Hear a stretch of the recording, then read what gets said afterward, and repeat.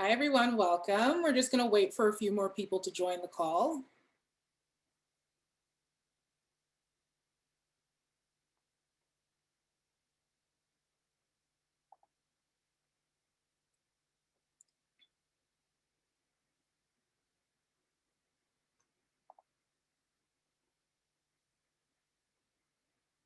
Welcome to the folks who are joining. We're just waiting for a few more folks to join the call, and then we'll begin.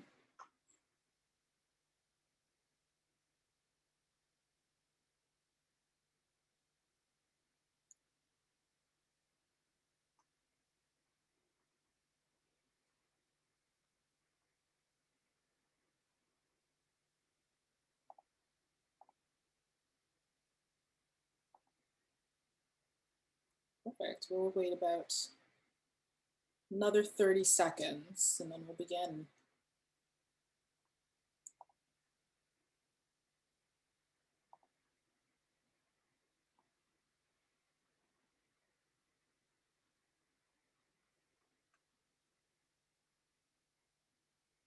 Perfect.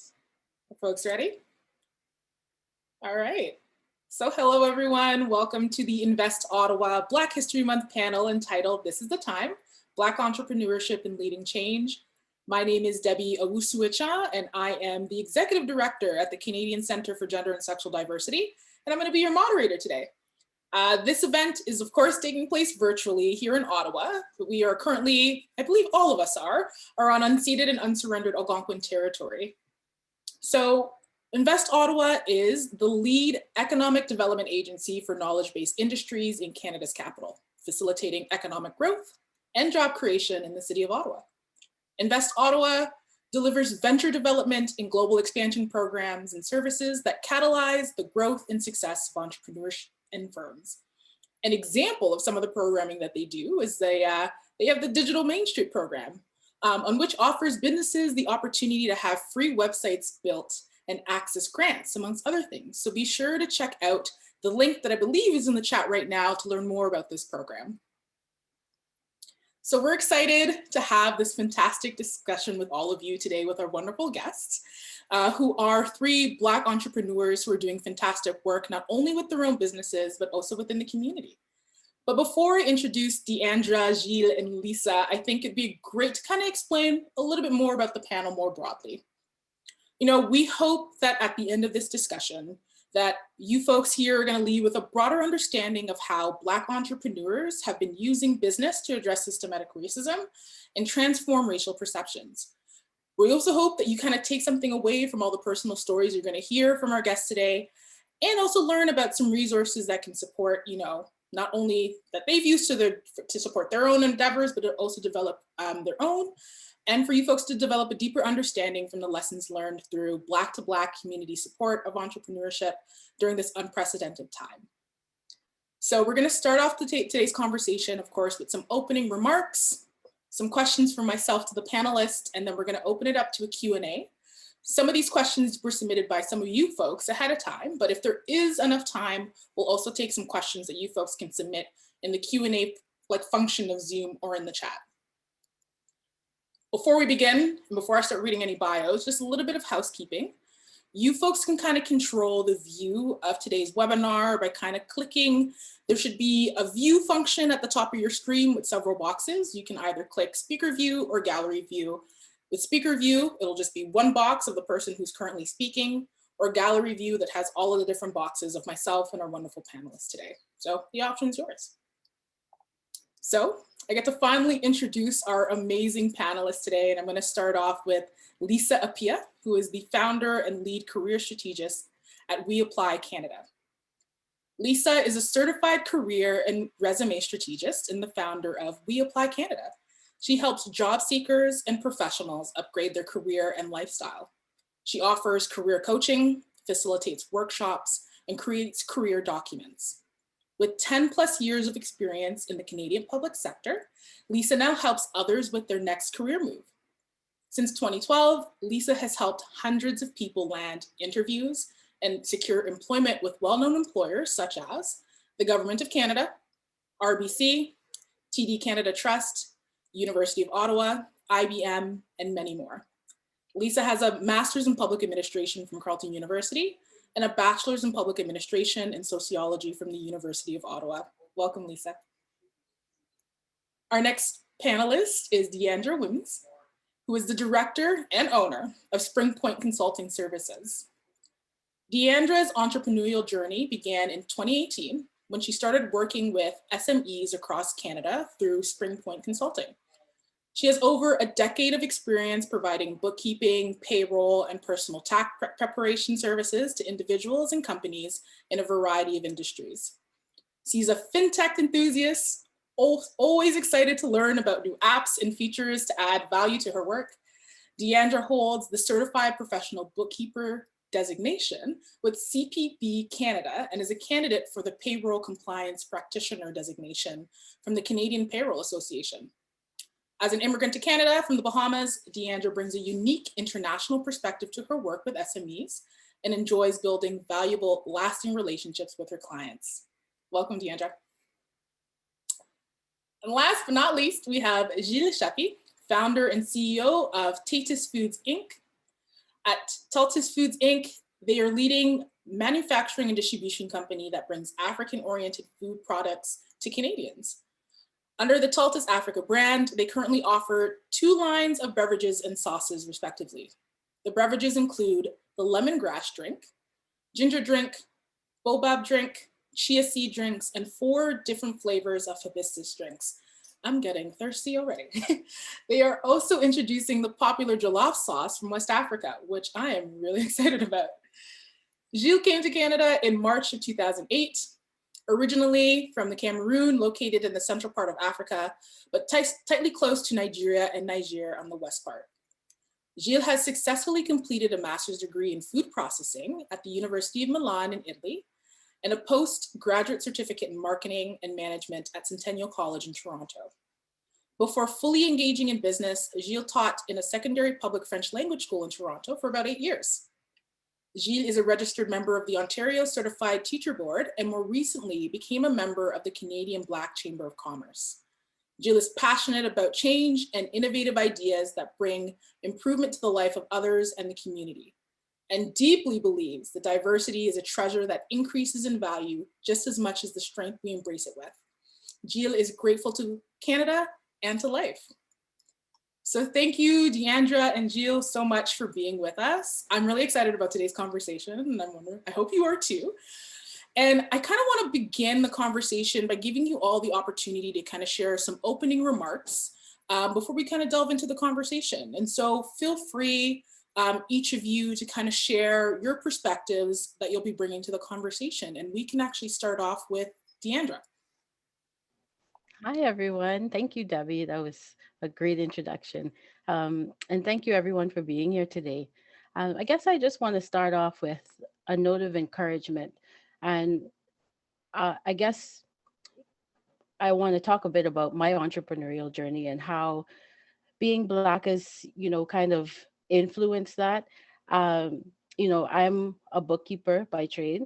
And culturally, we're as Bahamians, we're encouraged to, be a doctor, lawyer, accountant, and in most cases, you'll see people pursue the CPA designation. But I just knew that wasn't for me. I'm a detail person. I like the little nitty gritty things. I love the client interaction, and I I couldn't resign myself to just interacting with my clients once a year when it was time for tax returns. So I went into bookkeeping full on and have not turned back since. But here in Canada, I noticed that I don't, interact with many Black CPAs or Black bookkeepers.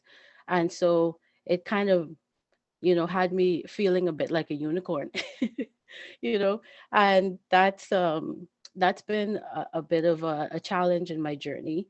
But I want to encourage anyone that's thinking of starting their own business or is thinking of, making a shift in careers or anything, just to take up space.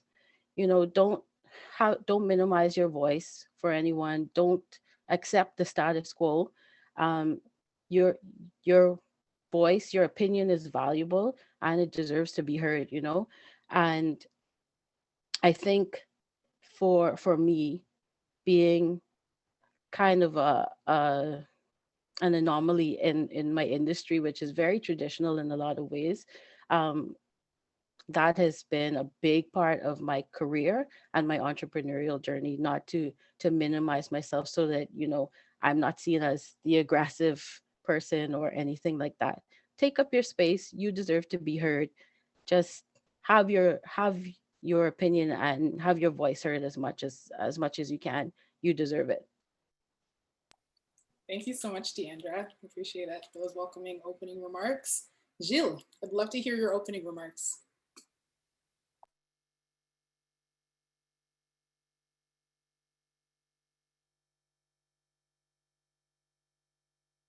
Oh, Gilles, you're on mute, unfortunately.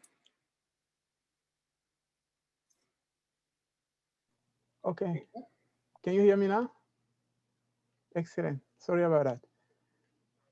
So I was saying, thank you for first of all, Debbie. And as I was saying, I would like to start by saying thank you to Invest Ottawa for this opportunity of having me here to share my experience. And as we start this meeting, I thought about these words. As deep as the darkness is, the brighter is the light, the little candle we light. Indeed, humanity is facing one of its darkest periods in the living memory. However, this is coming with an unprecedented wake up for the humanity. For now, I would like to comment on three things. The COVID-19, which has shown evidences that we are all equally vulnerable when disaster strike, but not always proportionally prepared to fight. Fortunately, I believe that in Canada and as a community, we are willing to readjust certain things. To support this way of doing, we can see that the government is putting a variety of funding out there, especially when it comes to small businesses. Secondly, I would like to reflect on George Floyd's death during the COVID.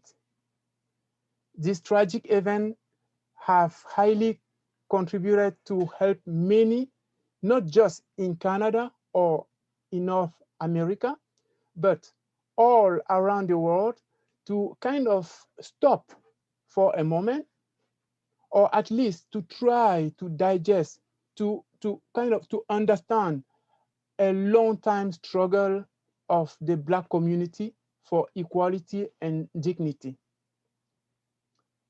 In this moment, my thoughts go for all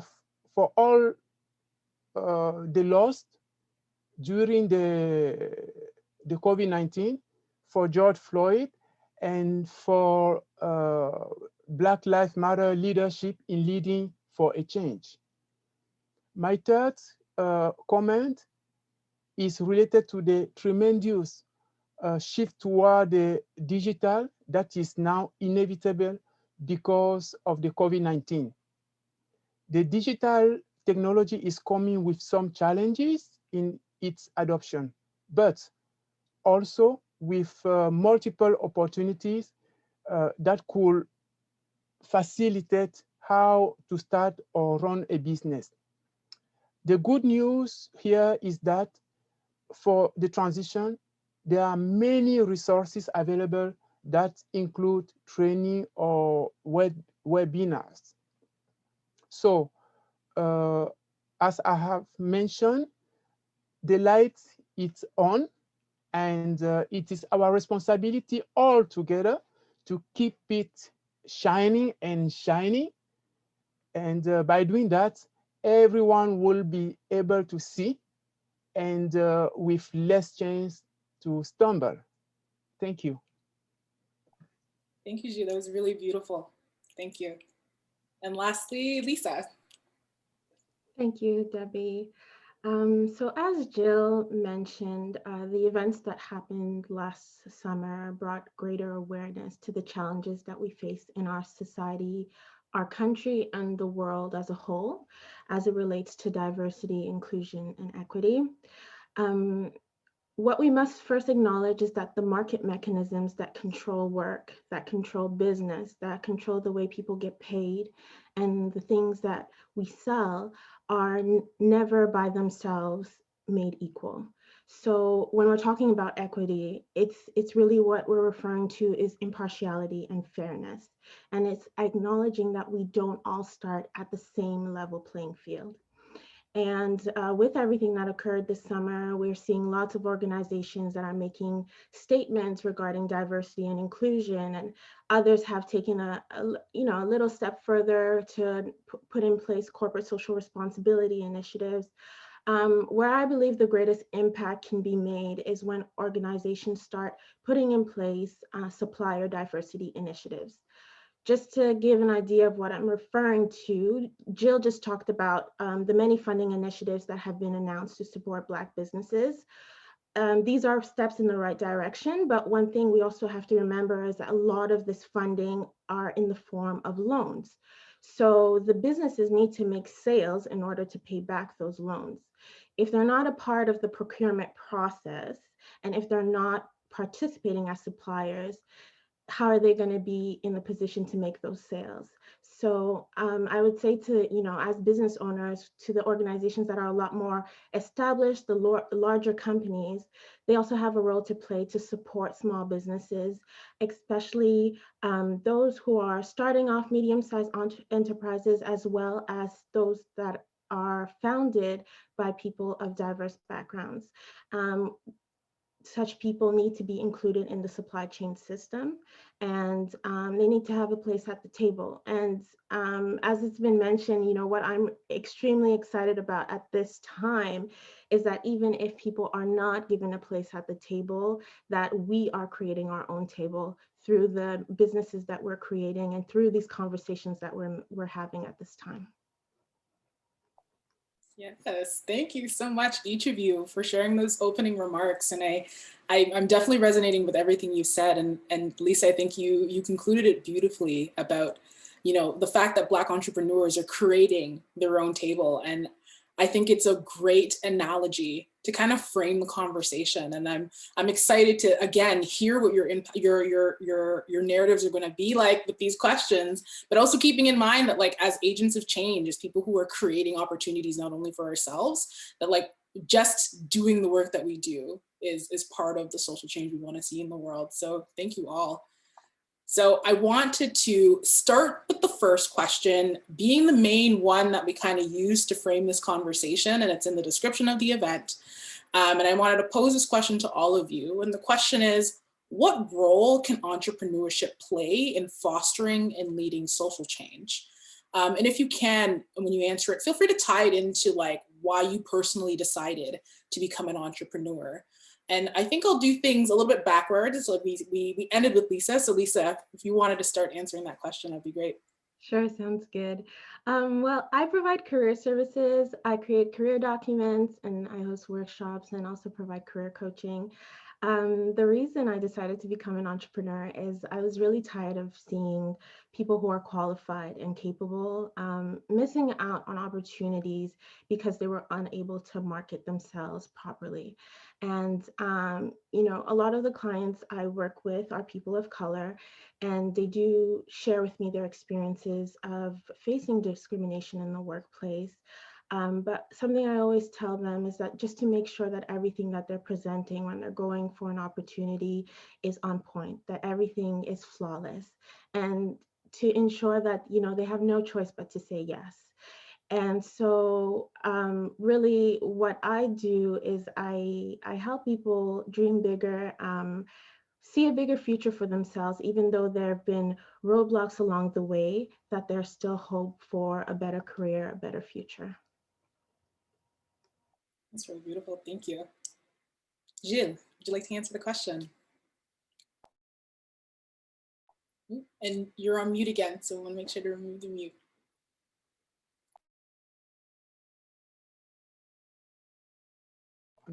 Excellent.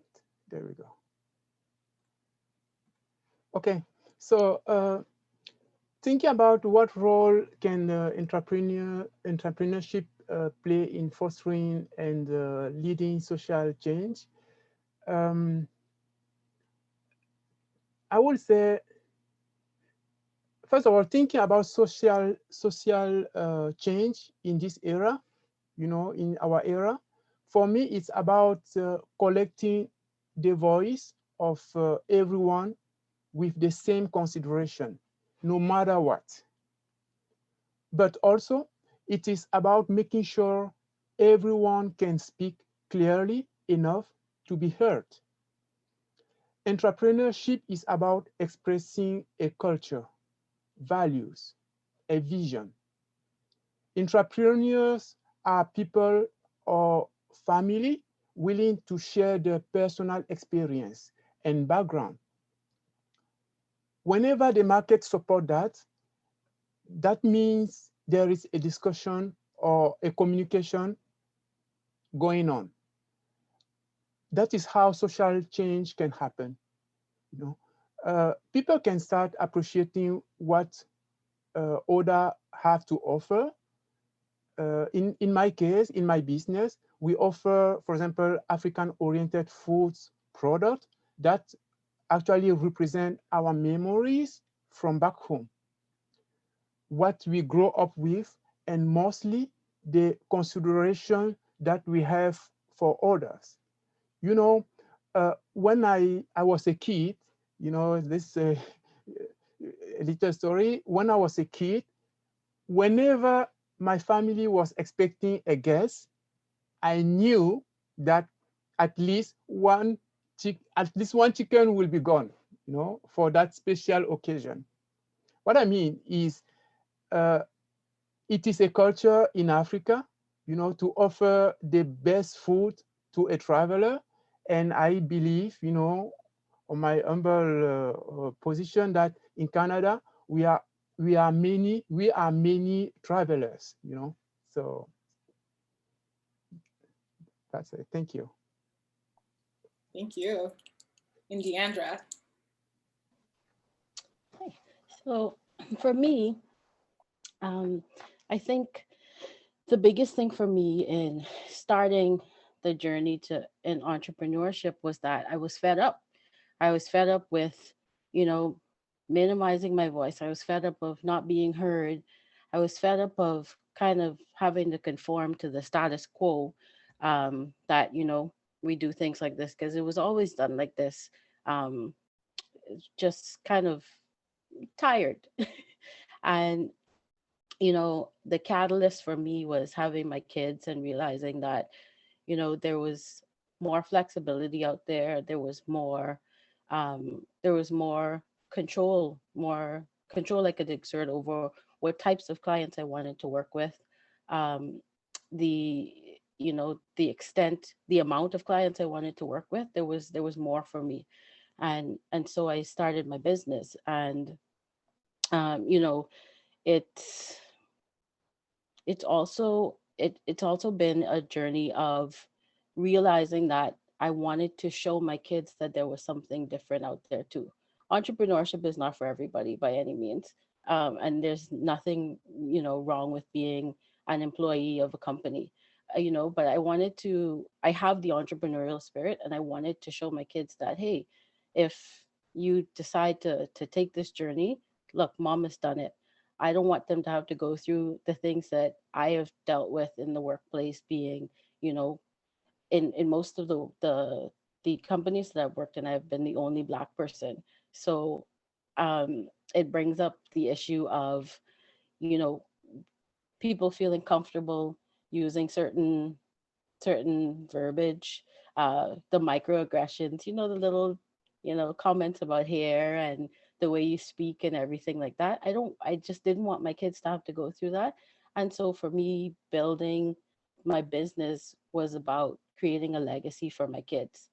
And so to tie that into the question about what role entrepreneurship can play in creating social change. It just shows people in our community, kids in our community, other adults, that there is something different, that we, people who look like us, can be employers, we can be board members, we can take up space in places that traditionally just tolerated us. So for me, that was the biggest thing. I realized that, I didn't have to have the loudest voice, but I do need to take my place and make an impact where I can for our community.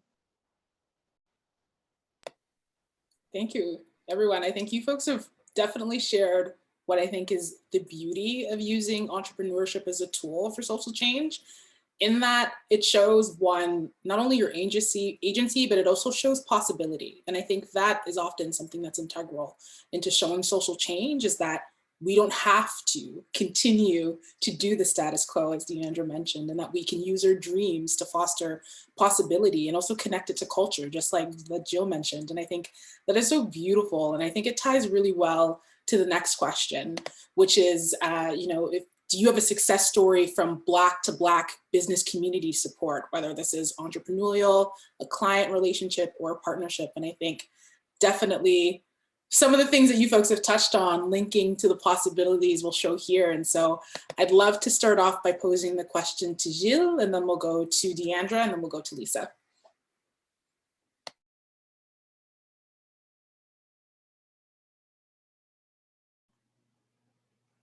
Okay. Can you hear me? Oh, thank you. So thank you, Debbie. I mean, the Black community, the Black community is being very supportive from the start of my business.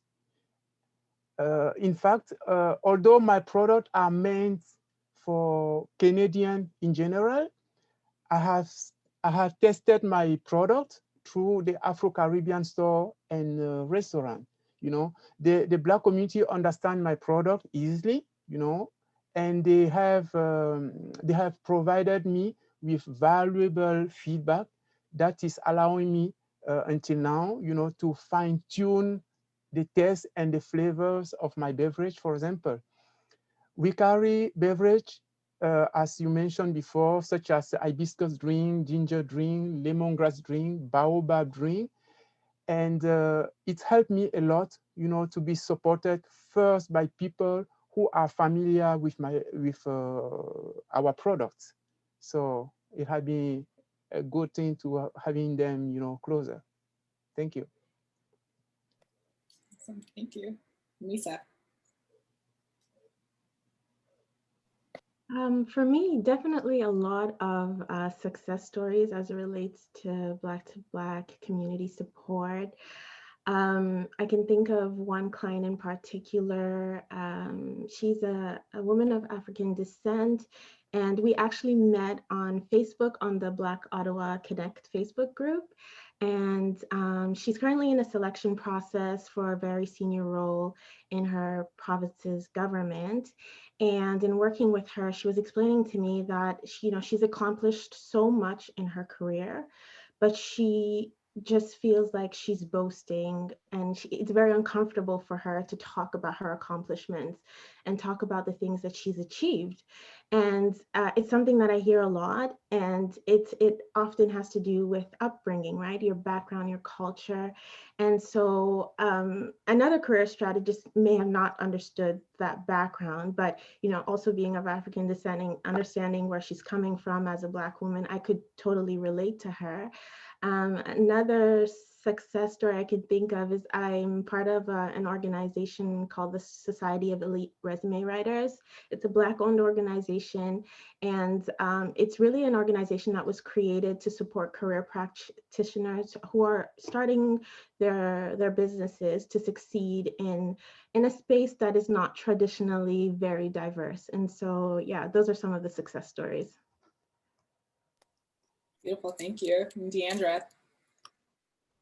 To just add on to what Lisa said, I've had great success in working with Black-owned small businesses. And that's really my passion, working with the businesses that, see having to deal with compliance as a headache and you know might get themselves into trouble or something. I love working with that kind of business because I can see the fruits of my labor.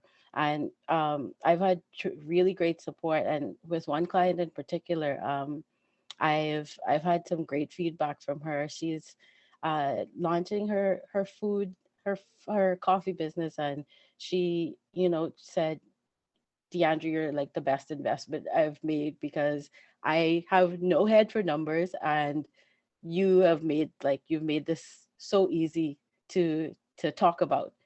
She's going to funding meetings and approaching uh, approaching investors for loans and everything. And so she was very pleased that I could kind of translate that financial information into something that she could then talk about with confidence. So I've really been pleased that I've been able to help in the community, and I'm looking forward to doing more of that. I think that's beautiful. Even from like Jill talking about first having like community test out products first, or even having, I would say, a leg up in cultural nuances, Lisa, that you mentioned, but then also you, Deandra, being able to play a significant role for another Black business owner using the skill set that you have. And I think it's a testament to Black community building. I often come from the perspective is like, we are all that we got, in the sense that if you want to count on the support of someone, it's from your community. And I think it's a beautiful way to see how it has impacted each and one of you individually. And it impacts me to this day, kind of doing the work that I do in the nonprofit sector. But it's also beautiful to see how it works for you folks on the other end of entrepreneurship. So the next question we have, and it's very similar, and I'm excited to see what your response is to this, is what has had the most positive or impactful influence in your journey as a Black entrepreneur? And Deandra, we'll start off with you because you just left off. And so I'd love to hear your insight on this question. Oh, for this question, definitely the impact has been finding my tribe. It's in life and in business, support is so crucial, right? And for me, with kind of getting a business off the ground, it was kind of the biggest stress reliever to know that I had somebody to bounce ideas off, someone to give advice. And for me, I'm actually participating in the Starter Company Plus program with Invest Ottawa now, and that's given me even more, great people to add to my tribe. I've gotten so much great insight. I've gotten mentorship. That's really important. Just to have somebody that's maybe done it before, that can give you good advice and guidance and kind of point you in the right direction. Um, for me, that has been truly the thing that's gotten me to where I am right now. Having that support system, and also just knowing what resources are out there to help you. Um, like I said, I found out from another bookkeeper that I'm connected to through CPB Canada about the program through Invest Ottawa. And then through that program, I also found out about Digital Main Street, which I'm participating in as well. So it creates a nice little a little circle where you get the support you need, you get the resources you need, and you make great friends in the process too. That's beautiful. I love that. Find your tribe. I really like it. Lisa, would you like to go next? Sure. I also participated and participating in the Starter Company Plus program that Invest Ottawa has, and definitely it's changed a lot for me. I heard about the program on social media through communication with other Black entrepreneurs. And this year's cohort was dedicated to people of color. And that's where I met Jill and Deandra and so many other entrepreneurs of color. And through the program, well, I will mention, I hope it's okay to mention that the program coordinator is absolutely amazing. Patty has connected me personally with so many organizations and resources, and I'm forever grateful because it completely changed the trajectory of my business in a very short period of time. So that was definitely the biggest impact. Oh, that's beautiful. And Gilles, what's had the most impact in your entrepreneurial journey so far?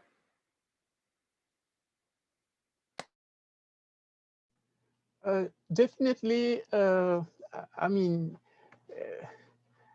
I'm going to start by repeating what Deandra and Lisa already said. You know, I can just, you know, this program, you know, with Invest Ottawa had been amazing. You know, it was the occasion to meet wonderful people, you know, and kind of exchange some ideas, and also having a lot of encouragement, you know, because sometimes you feel like, you know, things are going out of control.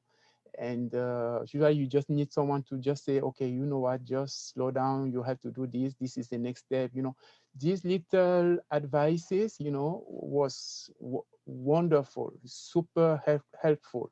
You know, the attention is quite, you know, it's unbelievable. We have some mentors, you know, Lisa, uh, I'm thinking about my own mentor I have, you know, wonderful person, wonderful entrepreneur, Carla, you know, and many other people who are already there to share their experience, you know, and support us in this journey. So far it has been just amazing, you know. That's great. And I really, really love what you folks have touched on, not only about finding your tribe, but then also finding other small business entrepreneurs to kind of connect with mentor with. But what I'm also finding out is that you folks have also met each other in those spaces that have kind of been carved out through entities like Invest Ottawa or through other type of mentorship or networking resources, which is beautiful. And I think for the folks who are here, it's another testament to like spaces like this where you can find not only entrepreneurs who might be from a similar cultural or racial background as you, but also other ones. And it kind of leads me to wanting to ask this other question. And this one is more related to like folks who are outside of our direct Black community, but who want to support Black entrepreneurs. And I'll throw the question out there. If you want to answer it, you can. If you want to pass, you're absolutely welcome to. But I wanted to know from your perspective, how can community allies best support Black leaders and entrepreneurs from your own personal perspective? And whoever wants to go first. I'll go. I think Lisa touched on such a great point, right? With the Starter Company Plus program, our coordinator Patty is not Black. She's a person of color, but she's not Black. But she's provided us with so many great resources. Just, you know, throwing up a resource in our Slack channel that might be helpful to one or many. That's been great. And I think that's a really great way for allies to support us, by, you know, letting us know what resources are out there. Because I found in my journey that was the biggest thing, the biggest barrier for me, that I didn't know where to look for mentorship, where to look for funding, where to look for, you know, advice on systems and things to help your business run more smoothly. So having someone just kind of point you in the right direction is amazing. And obviously you want your allies to support your business if they can. And if you can't support, refer. Awesome. I would say, you know, do business with us. Just like I was explaining earlier on regarding supplier diversity, expand your network, do business with more people of diverse backgrounds. And definitely, like Deandra mentioned, mentorship is really important. I do have a mentor who is not a person of color, and she's been able to guide me through the process just from her own journey, as well as being a business owner. And the insight has been super valuable. So I would say that mentorship also is very helpful. Awesome. And Gilles, did you want to add anything to the question? Yeah, just few things. I mean, my colleague already kind of answer very well the question.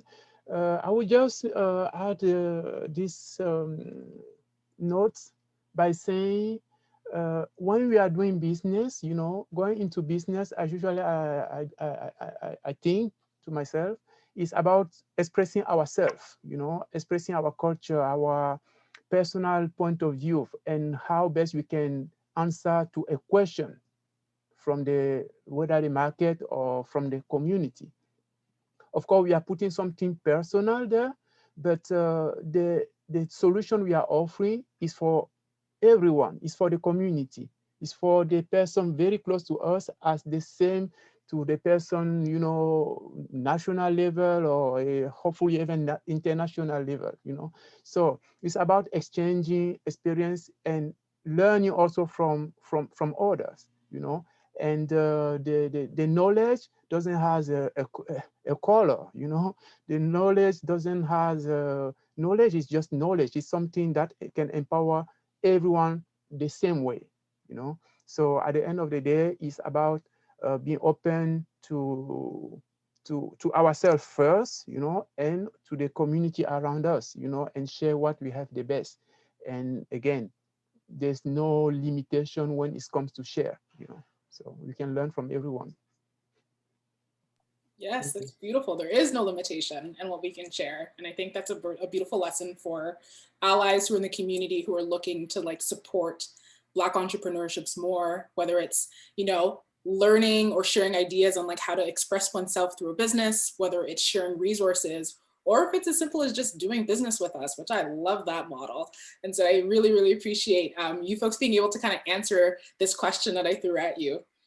So the last question I have for you before we move into Q&A is a pretty simple one. We want to kind of give you the opportunity to plug your business, where we can kind of find more to learn more about you. If folks want to stay connected with you because maybe they have further questions to ask based on your perspective shared today, or to even work with you in the future, where can they find you? Are there social media channels that you have, an email that you can share? Please let us know. And Gilles, we'll start off with you. Oh, fantastic.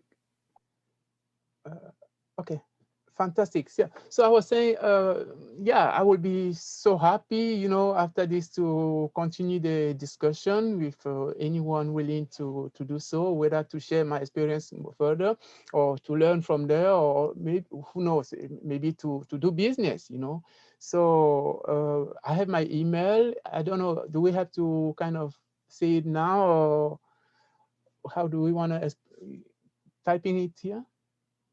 Sorry, I can say, if you say it, we can put it in the chat so people can see. Yeah, definitely. That would be great. So taltisfood@gmail.com, that's my email.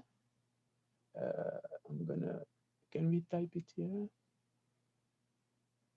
I'm not able, oh yeah, there we go. So I'm gonna, yeah, fantastic, thank you.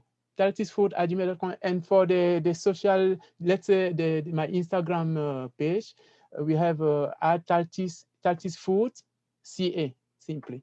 So I'm gonna type it here. Taltisfood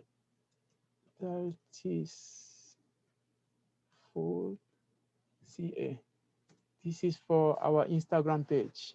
Yeah, fantastic. Thank you. Welcome, thank you. Deandra.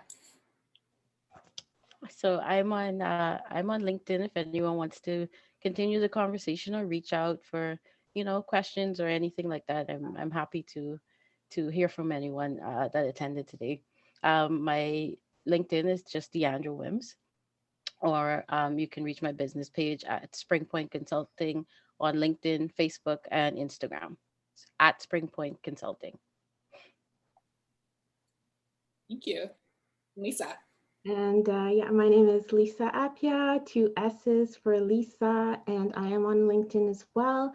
And you can also connect with me via my website. If you check right next to my name, it says weapply.ca.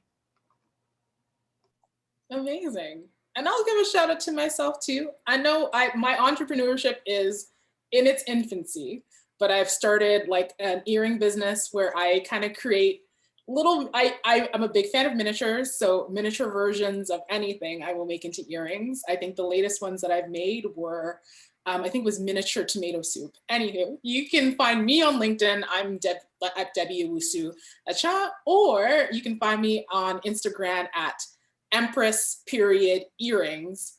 yeah, on LinkedIn, or not LinkedIn, on Instagram, and you can kind of see my cute creations over there. So I'm inspired by entrepreneurs like you folks to kind of get things started. And although it's in its infancy, I'm looking forward to kind of using the things that I've learned from you folks to help my business. And I'm sure others here today will be doing the same. And so that kind of brings the end of the formal like key questions from myself to the panelists. And with the remaining time I have with you, I kind of wanted to pose some of the questions we received from our attendees. But before we do that, Jill, you had your hand up? Yes, sure. Oh, you just put yourself on mute. Yeah. Okay. Yeah, by the way, I want to mention this. We want to do some giveaway, you know, to get some people to kind of test our special jollof sauce in particular, you know. So I was thinking anyone who's gonna go on connect with our Instagram page and just ask a simple question such as I wonder how the jollof rice or jollof sauce tastes like, you know, or if you had already tried the jollof rice, actually, you can just say, okay, I love it. And then we want to try yours, anything, you know, just connect there, say something, and we're going to try to reach and send you some sample for you guys to kind of try, you know. And we also need you to follow us on our very new, newly created Instagram page. Thank you. Yes, I like that idea. And if you see me as the first comment, don't be surprised, because I'll probably be there literally after this conversation. Awesome, amazing. And so we have about 11 minutes, and there were a few questions that we received. And so I kind of pulled out some that I felt would be really awesome for you folks to kind of delve into. And while we're here, and I know that there's some folks in the chat who are asking for social media handles. So I'm going to try to do my best while you're answering to be able to plug those in the chat. But my first question to you folks is, do you code switch, and have you ever had to address code switching within your organization? I was wondering if someone wanted to kind of take a stab at that question first and probably explain what code switching is for people who don't understand.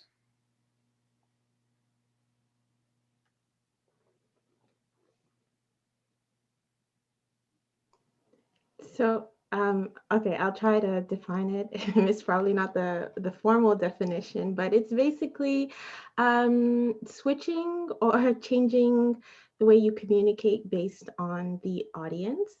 For example, I'm from Montreal. If I'm talking, and I grew up in a community that had a very, like, I'm originally, my background is from Ghana, but there were a lot of Haitians in our community. So the way we speak has a lot of influence of Creole, it has influence of French, it has Quebecer accent in there, it has so much. And so when I'm talking to someone from Montreal, I wouldn't speak like this. And so, yeah, that's kind of what code switching is. Depending on what audience you're speaking to, you kind of make a switch.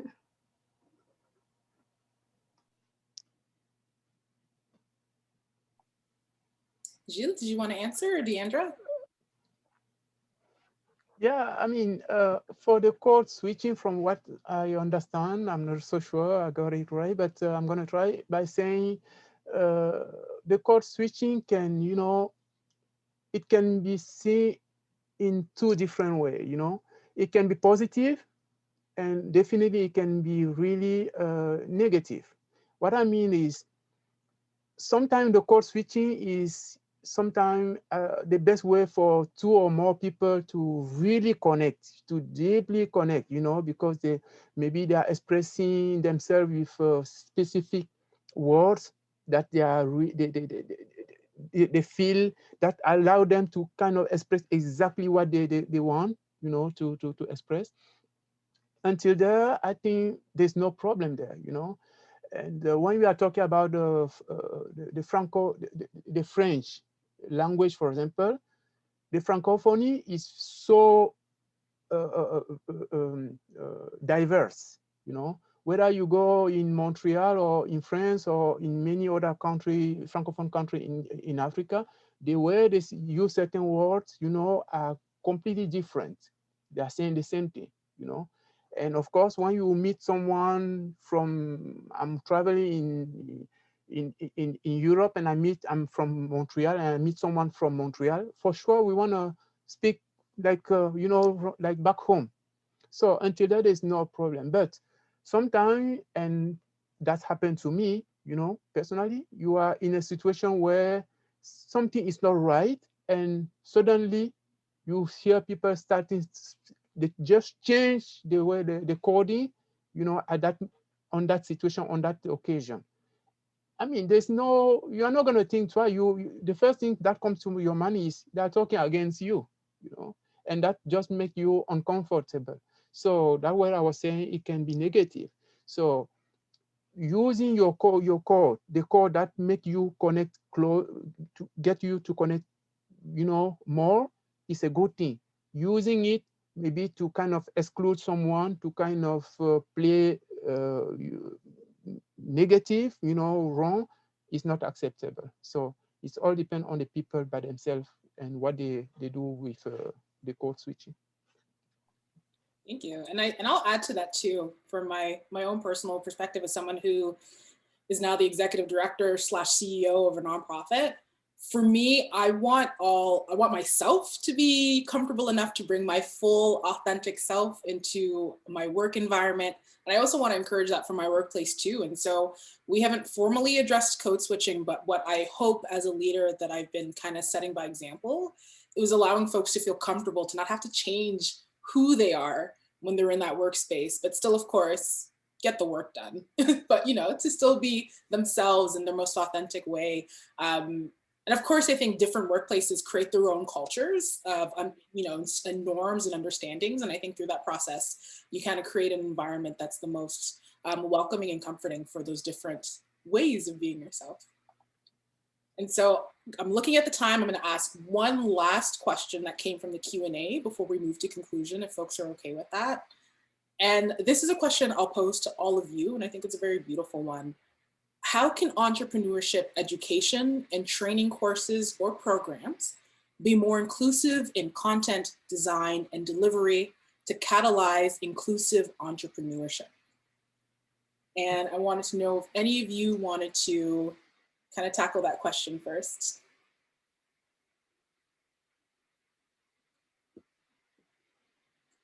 Deandra, I'm looking at you. I don't know if you had anything you wanted to share with regards to kind of what does entrepreneurship education and programming need to do to be more inclusive? That's a great question. I just needed to think about it for a second.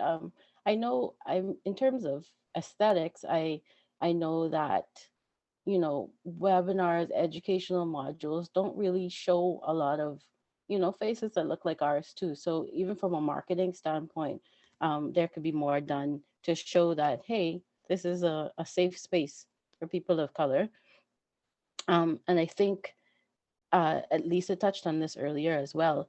For content, for entrepreneurial workshops and things like that, I think just the plain fact of acknowledging that there is a disparity in, how, which there's a disparity and a disconnect between, which entrepreneurs get funding based on color. In some cases, there's discrimination. I think even making the small step to just acknowledge that is a big deal too.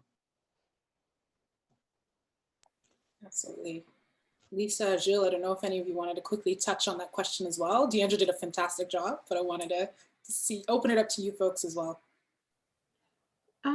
I would say, like, an example is what Invest Ottawa did with the Start a Company Plus program. It's a program that's offered every year, but this year they dedicated it specifically to people of color. So that's something that can be done to be able to reach a specific community. And then also they kind of adjusted or switched the mentors as well to fit the community in question. So I think that's a way that organizations can make a difference by including approaching different communities, but also including business owners or mentors who are from that background to support them. Beautiful. Julie, if you had anything to Oh, add? definitely. Just as Lisa just mentioned, designing some content specifically in our case for Black community, help to kind of fit that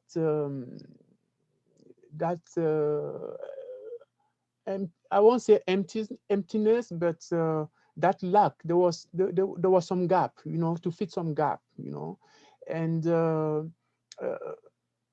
that designing some content that really meets the needs, or the gap of that community, allow them to catch up with what they really need to to show off the potential. In my case, for example, I mean, I grew up with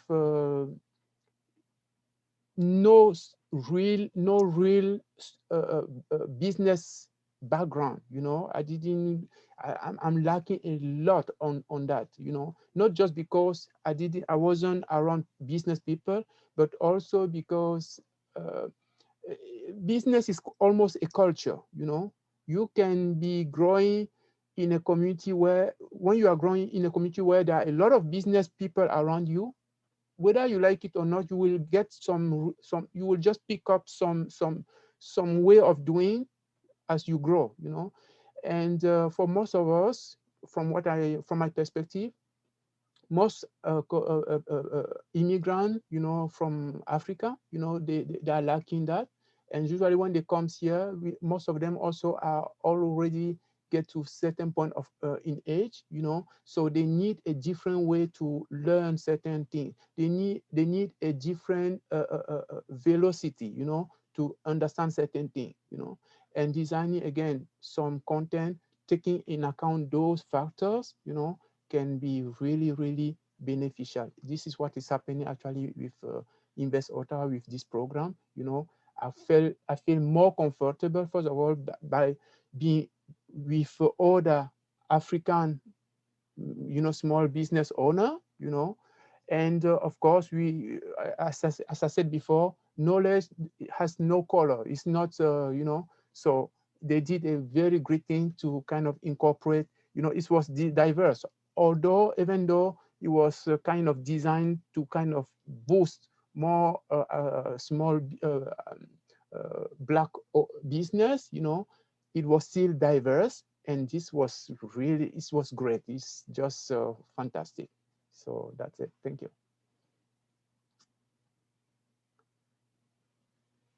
No, I'm on mute, but I'm glad to know that like Invest Ottawa has already been doing things where they're incorporating these design ideas in their own programming, which makes it a lot more welcoming and inclusive for folks who are coming from diverse backgrounds to participate. So I'd like to know that. This brings us to the end of our panel discussion, which I think has been such a beautiful, beautiful space. And I really want to give thanks not only to all of our panelists, but again to Invest Ottawa for creating this space.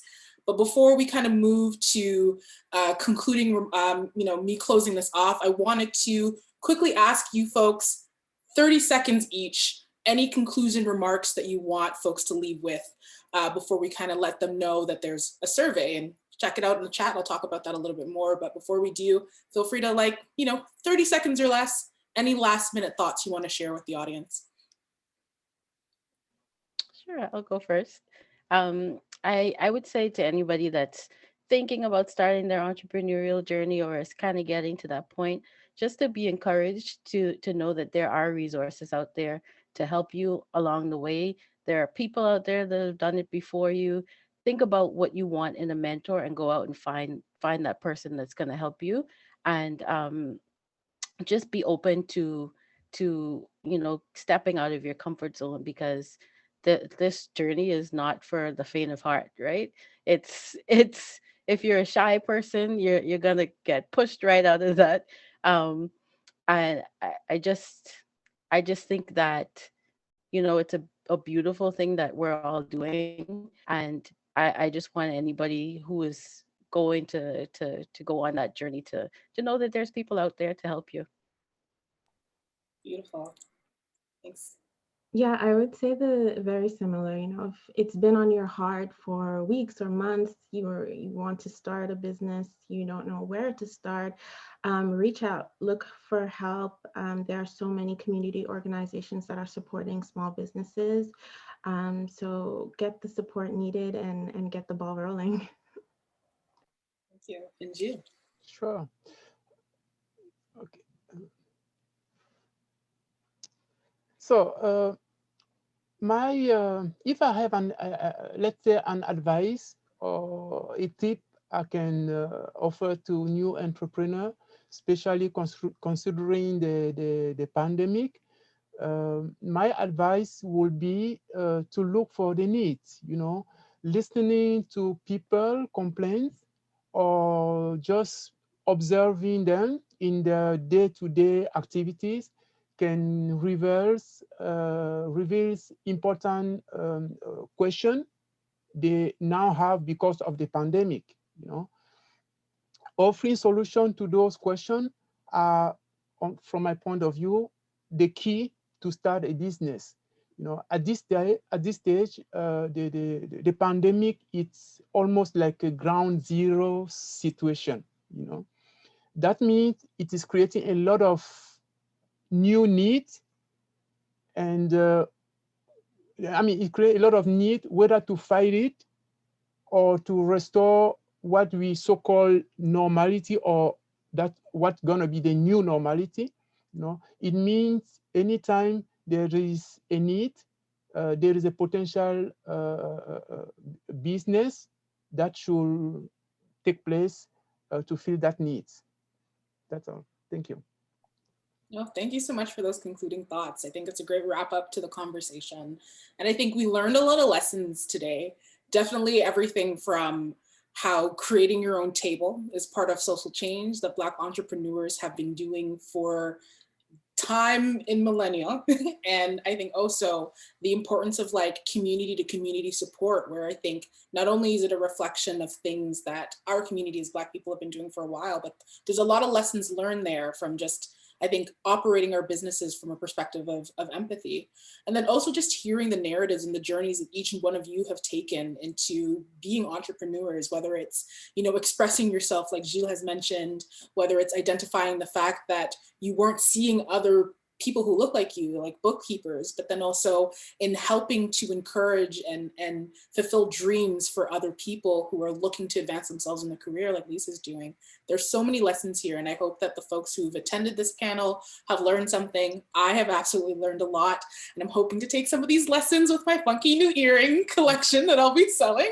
I really, really appreciate it, and I want to thank all of you for your participation, and also a special thank you to each one of our panelists. Deandra, Lisa, Jill, it's been great not only getting to know you, but to be able to have this conversation. And again, special thank you to Invest Ottawa for this space, for the programming you're doing to support entrepreneurs, but also making sure to carve out space specifically for racialized, Black, Indigenous, people of color who are entrepreneurs, because it's through work and support from entities and organizations like yours where we're able to kind of fulfill our dreams and foster the change we want to see in our communities. So thank you. Before you all leave, I want to bring your attention to the survey that was in the chat. Please, if you can, not only follow Invest Ottawa on social media and our lovely panelists, but please fill out this survey. You can kind of let us know what your thoughts are on this panel, but also to share any ideas you have for us for future events like this. So please take the time to fill it out. It's in the chat again. And also another plug to Digital Main Street program that I mentioned earlier. Our panelists are participating in this, and it would be great for folks who are also looking to explore new options, resources, develop skills to take advantage of this programming. So check that out on Invest Ottawa's website as well. So thank you all once again for your awesome participation, and we'll see you digitally somewhere soon. Thank you so much. Thank you. Thank you.